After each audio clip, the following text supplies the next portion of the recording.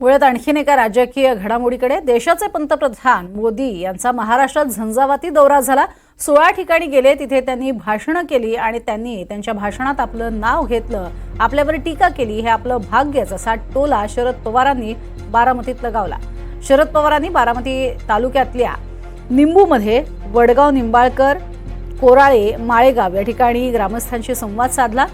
लोकसभेला 10 पैकी 8 तुम्ही नुसते निवडून दिले नाहीत तर मतांचा विक्रम केला, असंही शरद पवारांनी बारामतीच्या वडगाव बाळकर इथल्या जाहीर सभेमध्ये म्हटलं। शिवाय येणाऱ्या विधानसभा निवडणुकीमध्ये कोण सांगेल, कोणी रागावेल, कोण दम देईल, ते येतील, फिरून जातील। तुम्ही जसे बटन दाबाल तसेच नेमके बटन हे उद्याच्या निवडणुकीत सुद्धा दाबा। आपल्या देशाचे आणि राज्याचे चित्र बदलायचे, असंही शरद पवार म्हणाले। देशाचे प्रधानमंत्री 16 ठिकाणी गेले आणि 16 ठिकाणी त्यांनी भाषणं केली। माझं भाग्य की त्याच्या प्रत्येक ठिकाणी त्यांनी माझं नाव घेतलं। काय त्यांना वाटत होतं माहीत नाही,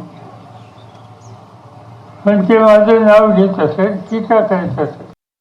48 खासदाराच्या जागात 31 निवडून आल्या।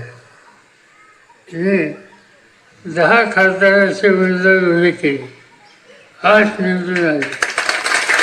लोकांनी पाठिंबा याचा अर्थ आहे की लोकांना बदल पाहिजे आणि तो बदल जर मिळाला तर तुमचा संसार सुधारेल। आणि त्यासाठी एकच काम म्हणजे असं ठरवलं, काही झालं तर उद्याच्या निवडणूक येईल त्याच्यात महाराष्ट्राची सत्ता हातात घ्यायची।